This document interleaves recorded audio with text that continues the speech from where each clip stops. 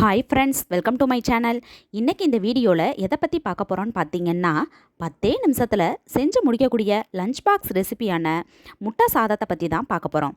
வீடியோக்குள்ளே போகிறதுக்கு முன்னாடி நம்ம சேனலை இப்போ தான் ஃபஸ்ட் டைம் பார்க்குறீங்கன்னா சப்ஸ்கிரைப் பண்ணிவிட்டு பாருங்கள். சமையல் தெரியாதவங்க கூட ரொம்ப சுலபமான முறையில் செஞ்சு அசத்தக்கூடிய இந்த முட்டை சாதம் அருமையான சுவையில் இருக்க போகுது. 10 நிமிஷத்தில் லஞ்ச் பாக்ஸில் கட்டி கொடுத்து விடக்கூடிய இந்த மசாலா முட்டை சாதம் செய்கிறதுக்கு அதிக நேரம் எடுக்காது. பேச்சுலர்ஸ் கூட டக்குன்னு செஞ்சு அசத்தக்கூடிய இந்த மசாலா முட்டை சாதம் அருமையான சுவையில் வீட்டில் எப்படி தயார் பண்ணலாம் அப்படிங்கிறத பற்றி இப்போது பார்க்கலாம். தேவையான பொருட்கள் என்னென்ன அப்படின்றத பார்த்துடலாம்.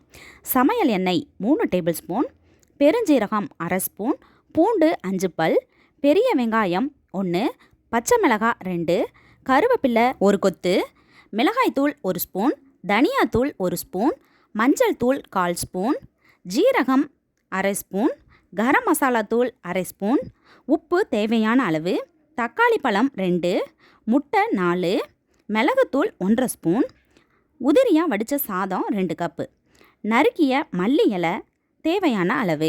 முட்டை சாதம் செய்கிறதுக்கு அடுப்பில் ஒரு கடாயை வச்சு நம்ம எடுத்து வச்சுருக்கக்கூடிய 3 டேபிள் ஸ்பூன் எண்ணெயை ஊற்றிக்கலாம். எண்ணெய் ஊற்றுனதுக்கு அப்புறமா நம்ம எடுத்து வச்சுருக்கக்கூடிய ஜீரகம், சோம்பு அதெல்லாம் போட்டு பொரிய விடணும். அதுக்கப்புறமா பூண்டு பற்களை சேர்த்து பொன்னிறமாக சிவக்க வறுத்துக்கணும். ஒரு பெரிய வெங்காயத்தை தோல் உரித்து பொடியாக நறுக்கி சேர்த்து வதக்கணும். வெங்காயம் பாதி அளவுக்கு நல்லா வதங்கி வரும்போது பொடியாக நறுக்கி வச்சுருக்கக்கூடிய பச்சை மிளகாயையும் சேர்த்துக்கணும். ஒரு கொத்து கருவேப்பிலையும் சேர்த்து வதக்கணும். இது நல்லா வதங்கினதுக்கப்புறமா மிளகாத்தூள், மல்லித்தூள், கரம் மசாலா தூள், மஞ்சள் தூள், இந்த மாதிரி எல்லா மசாலா வகைகளையுமே சேர்த்து தேவையான அளவுக்கு உப்பையும் போட்டு நல்லா கலந்து விட்டுக்கணும். பச்சை வாசனை போகிற வரைக்கும் நல்லா கலந்து விட்ட பிறகு பொடியாக நறுக்கி வச்சுருக்கக்கூடிய தக்காளி பழத்தையும் சேர்த்து வதக்கணும்.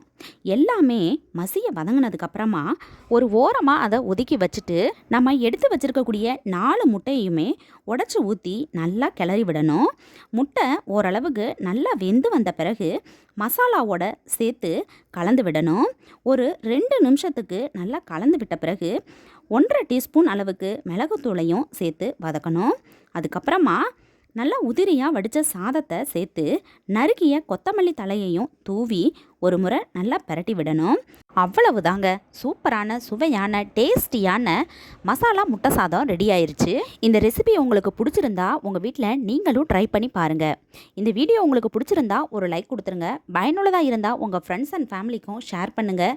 இது மாதிரியான பல பயனுள்ள குறிப்புகள் தெரிஞ்சுக்கணும்னா நம்ம சேனலை மறக்காமல் சப்ஸ்கிரைப் பண்ணி வச்சுக்கோங்க. தேங்க்யூ.